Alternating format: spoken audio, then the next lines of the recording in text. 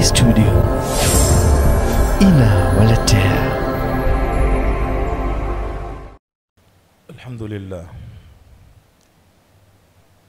Alhamdulillah innal hamdalillah nahmaduhu wa nasta'inuhu wa nastaghfiruh wa na'udhu billahi min shururi anfusina wa min sayyiati a'malina. Innahu man yahdihillahu fala mudilla lahu wa man yudlil falan tajida lahu waliyan murshida. Ashhadu an la ilaha illallah waliyyus salihin wa ashhadu anna sayyidana Muhammadan sayyidul anbiya'i wal mursalin. Allahumma salli wa sallim wa barik ala Muhammadin wa ali Muhammad kama sallaita ala Ibrahim wa ali Ibrahim wa barik ala Muhammadin wa ali Muhammadin kama barakta ala Ibrahim wa ali Ibrahim innaka Hamidum Majid. Ya ayyuhalladhina amanu ittaqullaha wa qulu qawlan sadida yuslih lakum a'malakum wa yaghfir lakum dhunubakum wa man yuti'illaha wa rasulahu faqad faza fawzan 'azima. جعلني الله وإياكم من الفائزين. يا ذا الذي ما كفاه الذنب في رجب حتى عصى الله في شهر شعبان. لقد أحلك شهر الصوم بعدهما فلا تصيره أيضا شهر عصيان. يقول الله سبحانه وتعالى في محكم تنزيله بعد أعوذ بالله من الشيطان الرجيم: قد أفلح من تزكى وذكر اسم ربه فصلى بل تؤثرون الحياة الدنيا والآخرة خير وأبقى. ويقول أيضا: قد أفلح من زكاها وقد خاب من دساها. Tumshukuru Mwenyezi Mungu Subhanahu wa Ta'ala na tumtakia rahma na amani mwalimu wetu Mtume Muhammad sallallahu alaihi wasallam. Kwa mara nyingine tena tumekutana katika tangamano la khairi la kuyazungumza maneno ya Mwenyezi Mungu na hadithi za Bwana Mtume Muhammad sallallahu alaihi wasallam. Inshallah Mwenyezi Mungu atujalie min utaqaihi wa tulaqaihi minan nar. Tuko ndani ya masiku ya mwisho, kilele cha mwezi mtukufu wa Ramadhan.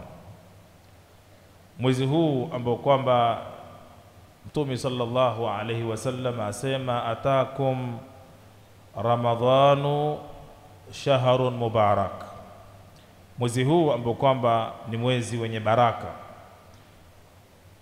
Ndio maana Mtume sallallahu alaihi wasallam katika hadithi nyingine alikuwa akisema: Allahumma barik lana fi Rajab wa Sha'ban wa ballighna Ramadhan. Ewe Mwenyezi Mungu tubarikie katika mwezi wa Rajabu na Shaaban, na tukuomba ewe Mwenyezi Mungu utufikishe, si utubarikie, utufikishe. Kwa nini tusibarikiwe na Ramadhani? Kwa nini Mtume asiseme Allahumma barik lana fi Rajab wa Shaaban wa Ramadhan? Mtume asema barik lana fi Rajab wa Shaaban wa ballighna, kwa sababu mmoja katika wanavyoni wa hadithi al-allamatu Mulla Ali al-Gari katika al-Mirqat asema: lianna talaba ad-du'a bil barakati fi Ramadhan min babi tahsil al-hasil. Kule kuomba baraka ndani ya mwezi wa Ramadhani ni kuomba kitu kilichoko. Yani Ramadhani ni shahrun mubarak. Kwa hivyo haihitaji kwamba Mwenyezi Mungu atubarikie katika Ramadhani. Ramadhani ishabarikiwa tayari. Ukitaka kujua kwamba Ramadhani imebarikiwa, jiulize wewe ni siku gani ilitokea ndani ya nyumba yeyote ile watu wakapika iftari na iftari hazikutosha. Swali rahisi, ni siku gani au ni nyumba gani, ni mwaka gani watu walipika iftari wakala na zile iftari zikawa hazikuwatosha watu ndani ya nyumba ile? Hii ni dalili wazi, kila mmoja anayo, kwamba huu ni mwezi wenye baraka. Watu wangapi wenye maradhi ya sukari, maradhi ya pressure, lakini Ramadhani wanaweza kustahamili njaa mchana mzima? Ni watu wangapi hutumia madawa kila saa kila dakika, lakini Ramadhani wameweza kutahammal afia bila kutumia dawa? Ni watu wangapi wenye uraibu uraibu aina zote, wameweza kuacha uraibu wao kwa sababu ya baraka ya mwezi wa Ramadhani. Atakum Ramadhan shahrun mubarak, Ramadhani ni mwezi wenye baraka.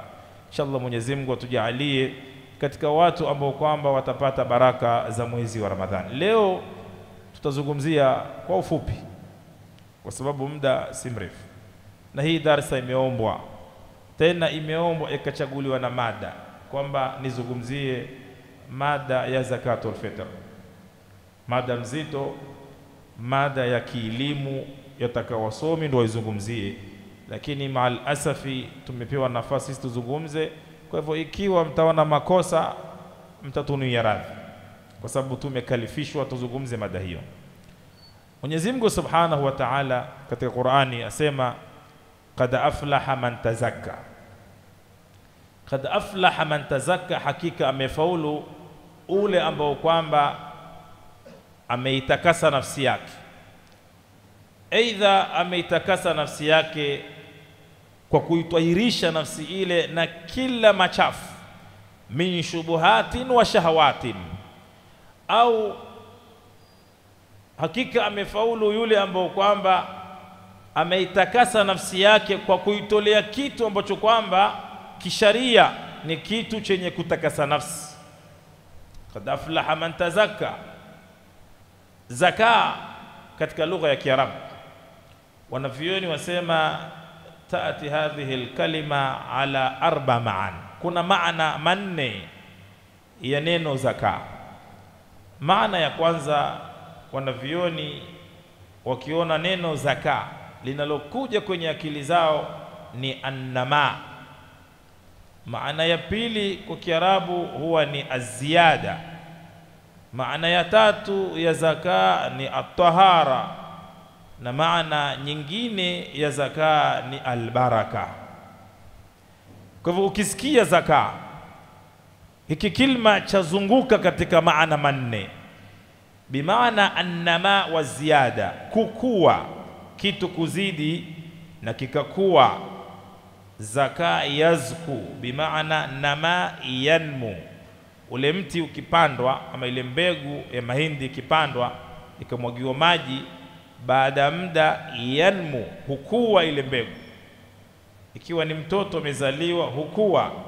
Vile vile zaka sumiyatu zaka bizaka liannaha tunammi almal, ile mali yenye kutolewa zaka huwa mali kama ile inakuwa inaongezeka.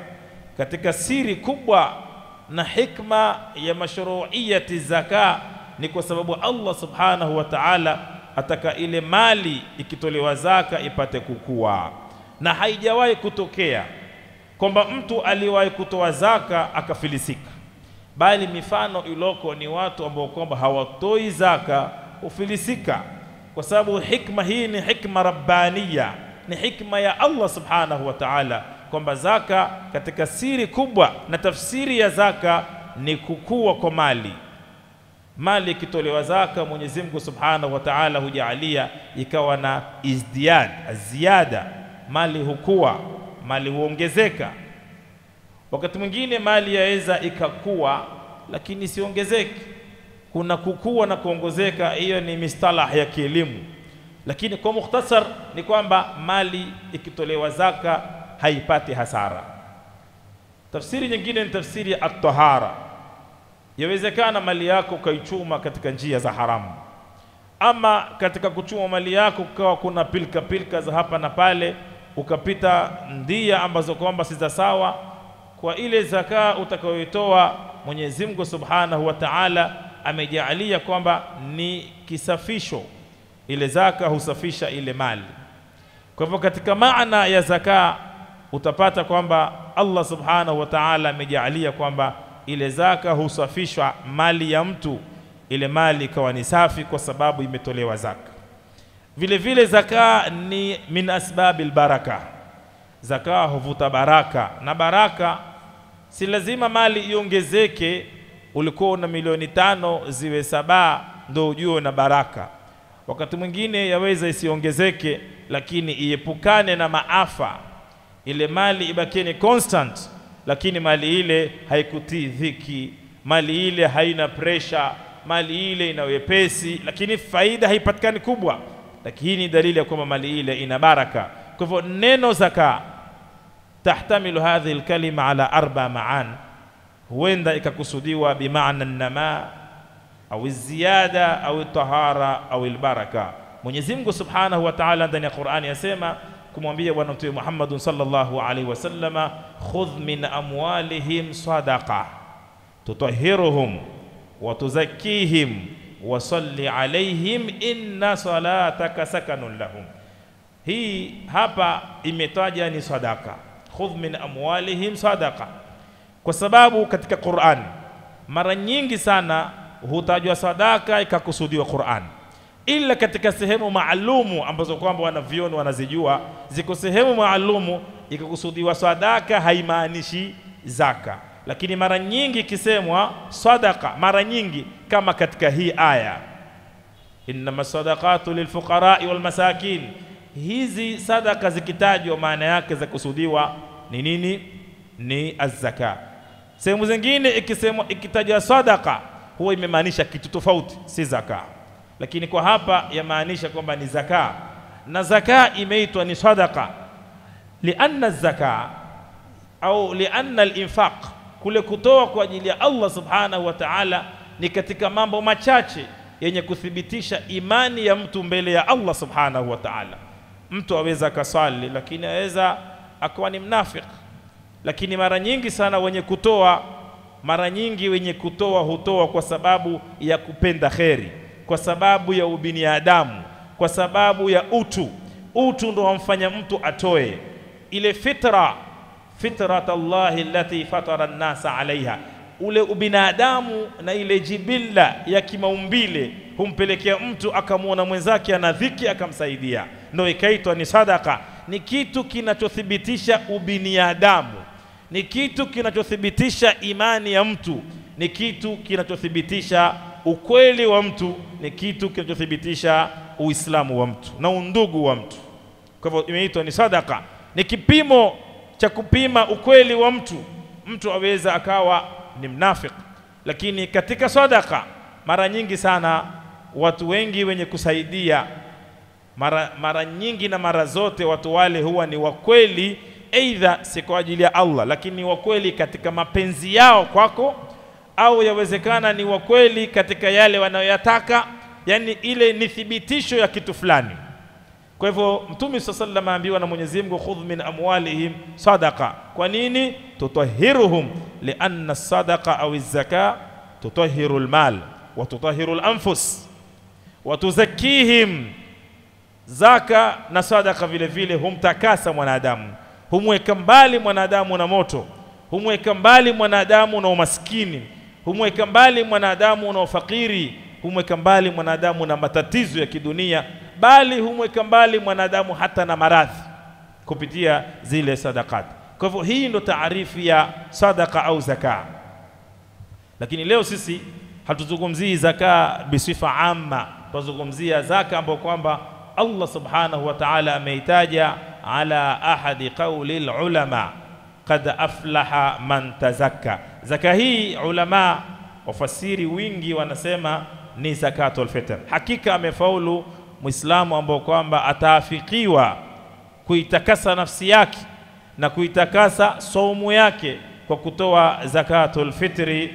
Na kuna siyaq, ukiangalia mbele aya hii Allah sema wa dhakara isma rabbih fasalla, yani mtu huyu alotoa kisha baada ya kutoa akamtaja Mwenyezi Mungu, wa dhakara isma rabbih. Ulama wasema ni takbiratul Eid, Allahu akbar, Allah, ndo wa dhakara isma rabbih fasalla. Hapa imesema fasalla, si wasalla, bimaana takbira hizi ala tul, juu kwa juu huwa kuna swala. Hasa ni swala gani ambayo kwamba hupigiwa takbira kabla ya hapo? Swala hiyo itakuwa ni salatul Eid. Wengine wakasema wa dhakara isma rabbi ni takbiratul ihrami, fasalla ni kuendelea kuswali.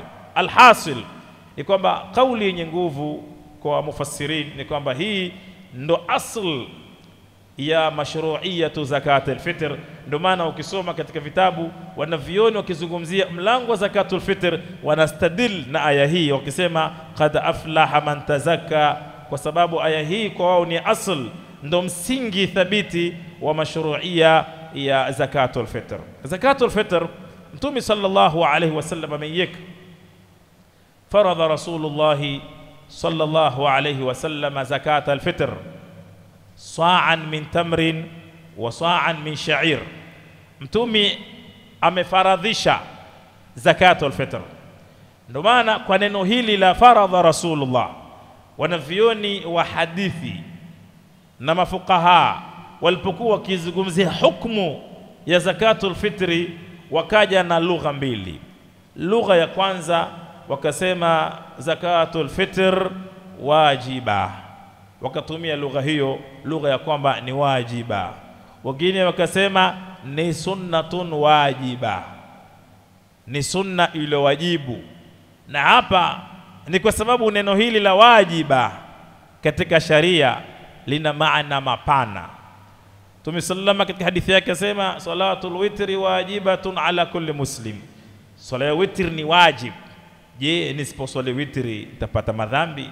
Hasa neno wajib ni neno ambalo kwamba limetumika kwenye lugha za kifiqhi kwa maana nyingi, na hata ukiangalia zile madhahib kila mtu amelitumia kwa upande wake, lakini madhmun kalami ahli alilm, maneno yao yote wamekubaliana kwamba kwa Kiswahili ni lazima.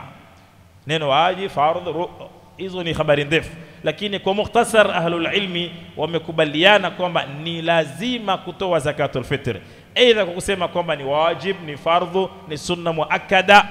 Kwa sababu ukisikia sunna muakkada haimaanishi kwamba ukitofanya hutopata madhambi. Kuna sunna ni muakkada, ukiziacha upata madhambi. Tawapatia mfano. Kwa hivyo hizi ni lugha za kielimu. Kwa mfano adhana si lazima, adhana ni sunna muakkada, ni sunna mustahabba. Lakini swali langu ni hili, tasawwar kwamba mji mzima kusiadhiniwa adhana hata moja, waislamu wote wapata madhambi.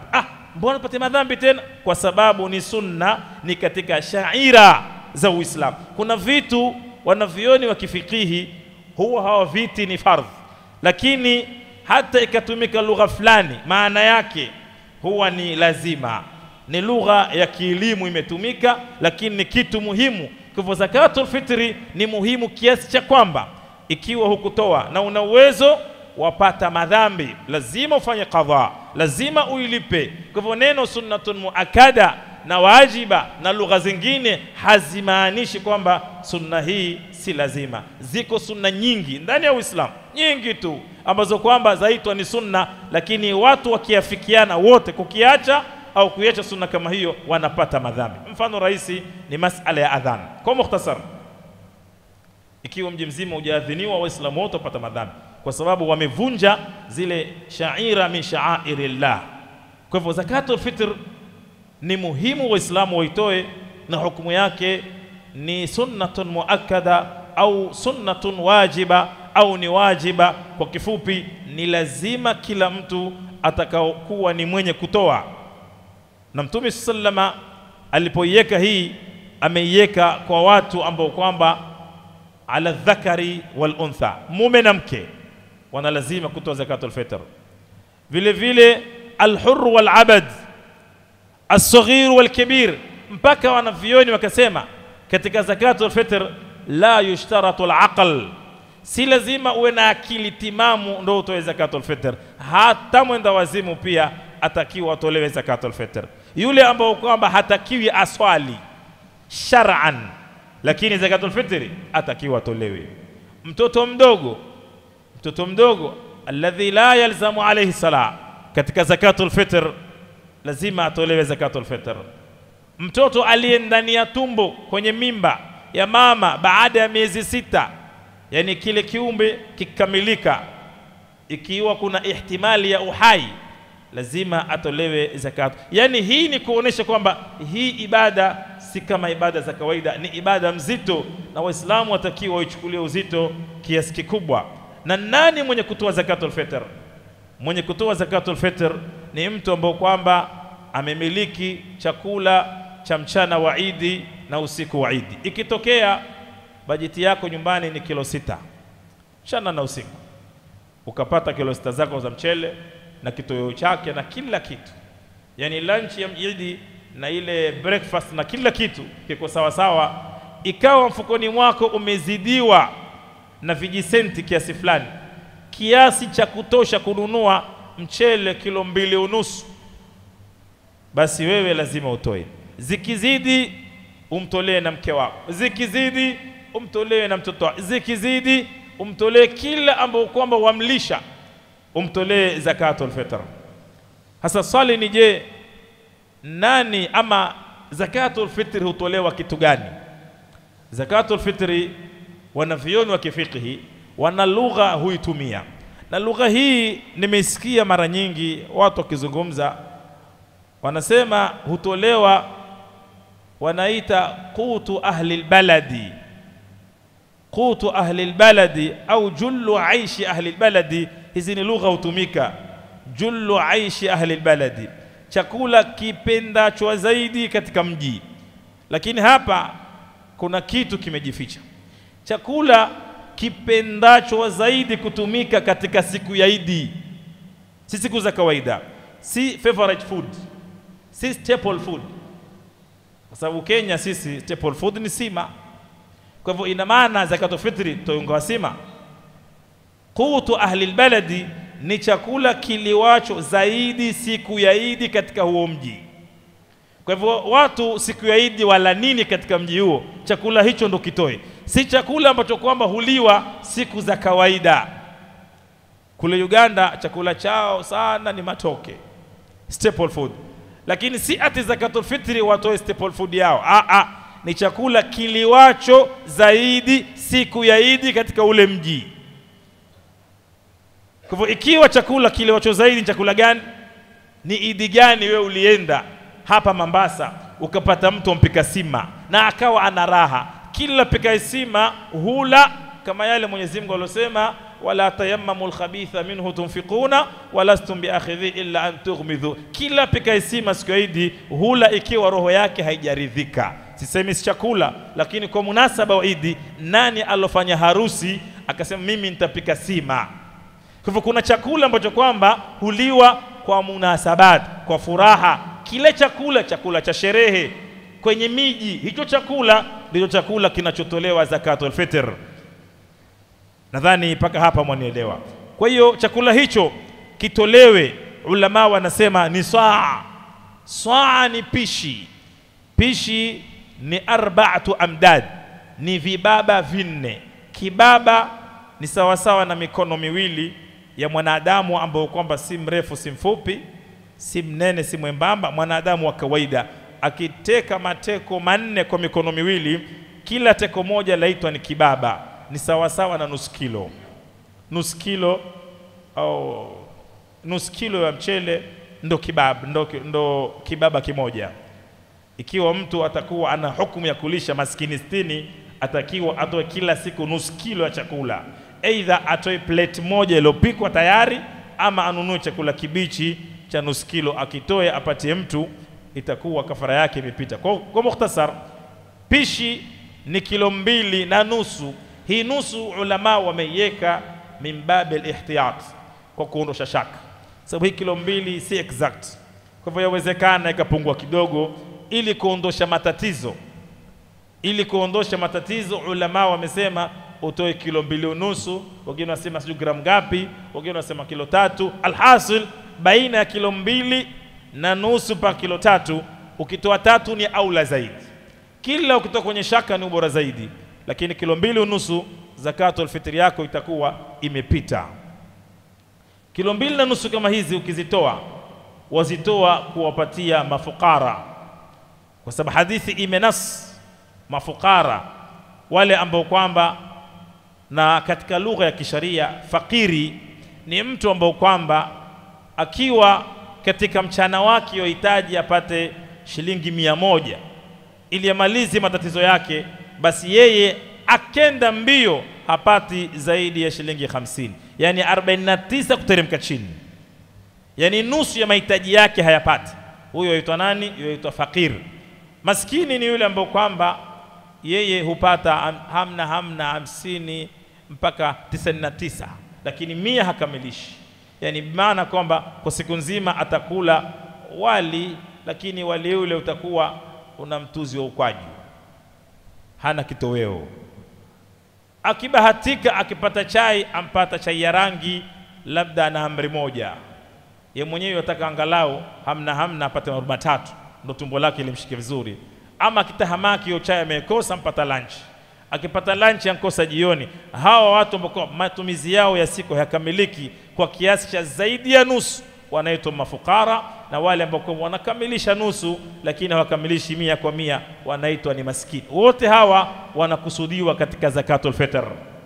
Zakatul fitr bora zaidi wapatie watu ambao ni wa karibu zaidi, na akiwa jamaa yako, ndugu yako, jirani yako ni aula zaidi kuliko ule wa mbali. Yani unaanza na wa karibu, na si uzuri kuisafirisha, hasa ikiwa kuna watu wanahitaji katika watu wa wale waliokuzunguka. Ikitokea kuna mahala waishi, lakini sehemu unaoishi wale wenye kuhitaji hawapatikani, kwa mfano waishi Nyali, wewe ukiangalia majirani zako wote matajiri, ama kwa Kizingo kule mitaa ambayo kwamba kidogo hali zao ni mzuri, mifano napiga tu, basi ikawa atakutoa zaka ya fitr kwa sababu ya kwamba hakuna mwenye kustahiki kupewa na kila mtu amejitosheleza. Kwa hali hiyo yaruhusiwa kusafirishwa kwenda mji mwingine, kijiji kingine, na hata nchi nyingine kibidi. Kwa hiyo zakatul fitr wapewe wale ambao kwamba wanastahiki zaidi, kwa sharti wawe ni Waislamu.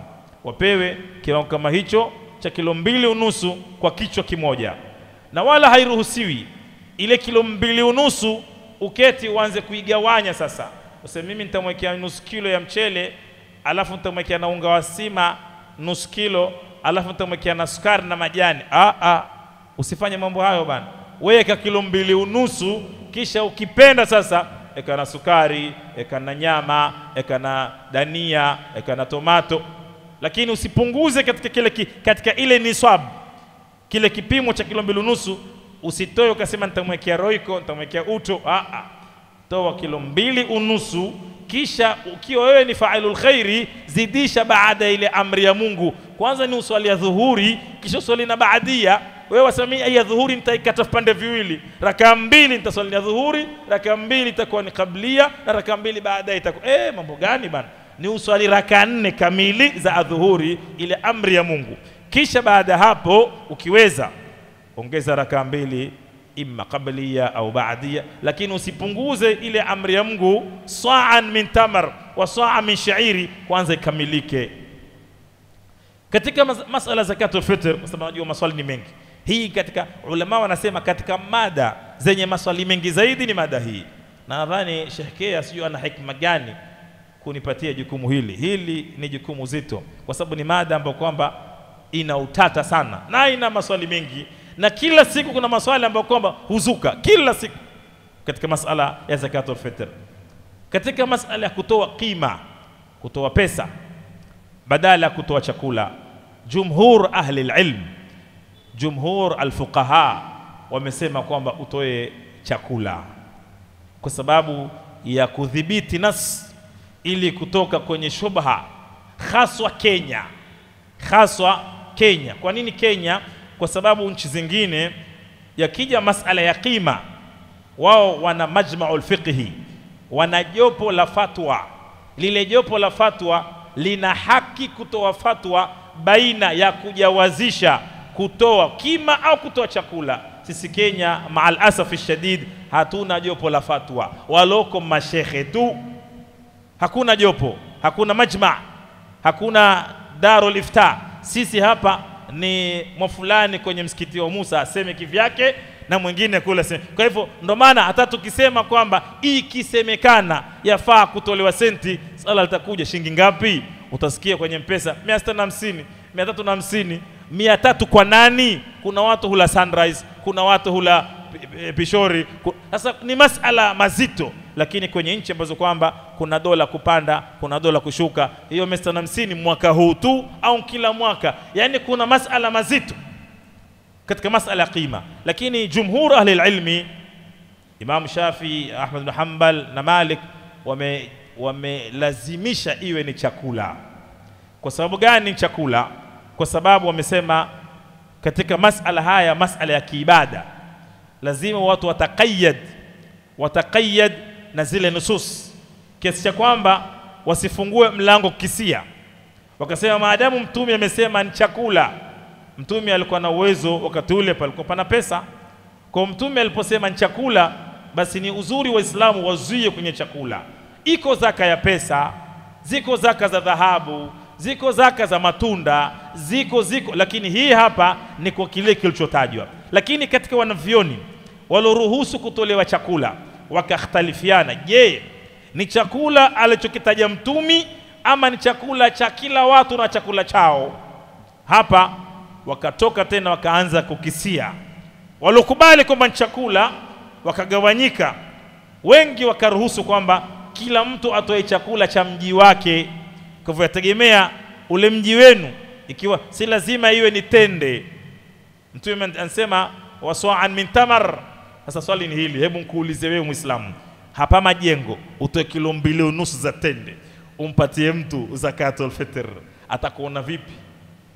Shekea bana, inshallah zakatul fitr bana, kilo 10 za tende hizi, nani hula tende ya Mulaidi?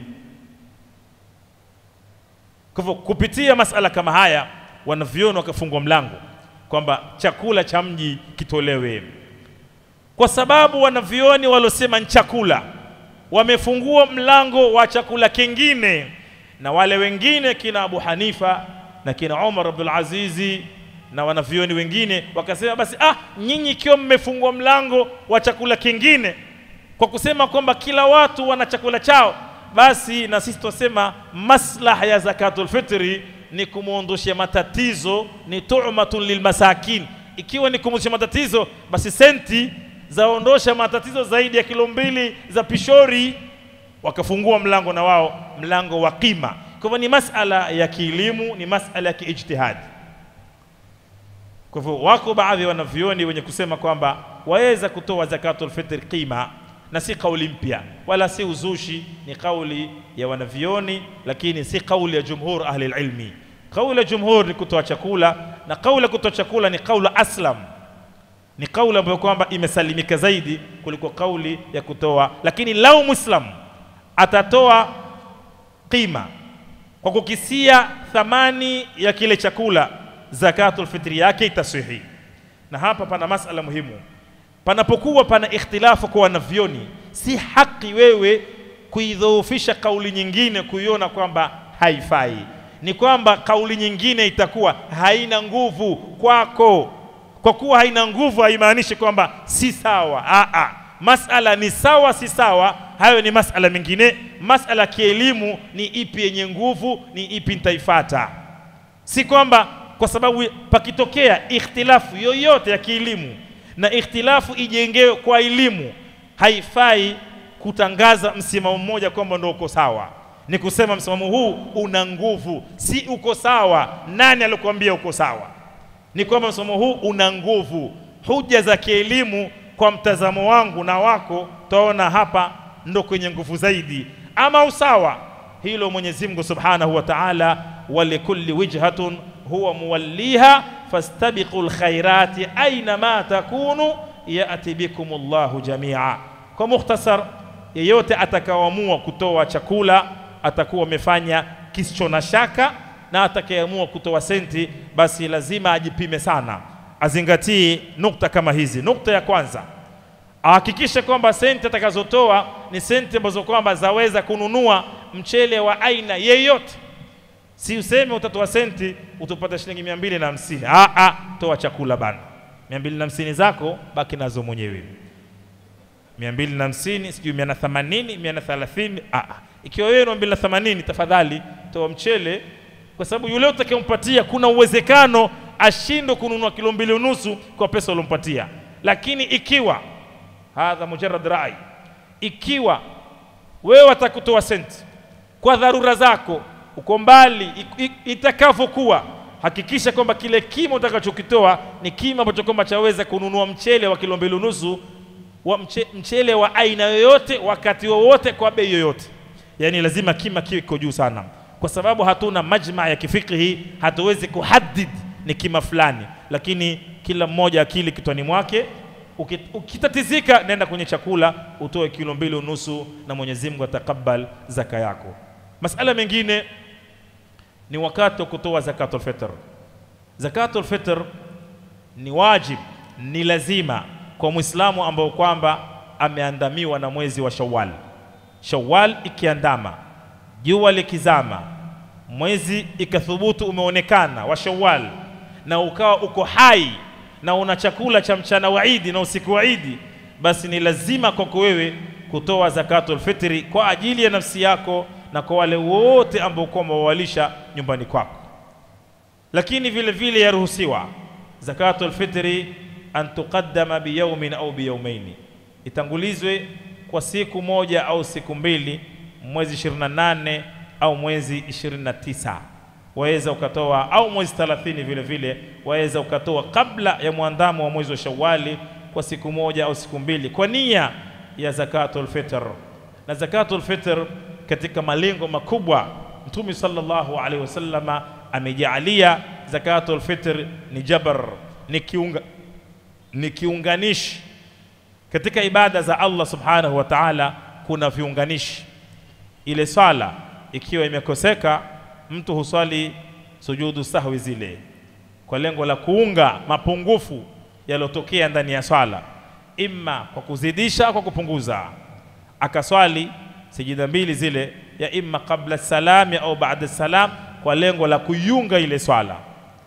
Vile vile ikiwa saumu yako umefunga, umezungumza maneno ya kipuzi, umefanya laghu na rafath, mambo ambayo kwamba hayana thawabu, mambo ya kipuzi hayana madhambi pia, au umefanya mengine pia ya madhambi ndani ya saumu lakini hayakuvunja saumu, saumu ikawa haina uzito mbele ya Allah subhanahu wa ta'ala, yabidi utoe zakatul fitr ili Allah subhanahu wa ta'ala aisafishe ile saumu yako, na saumu kama ile iwe ni yenye kukubaliwa.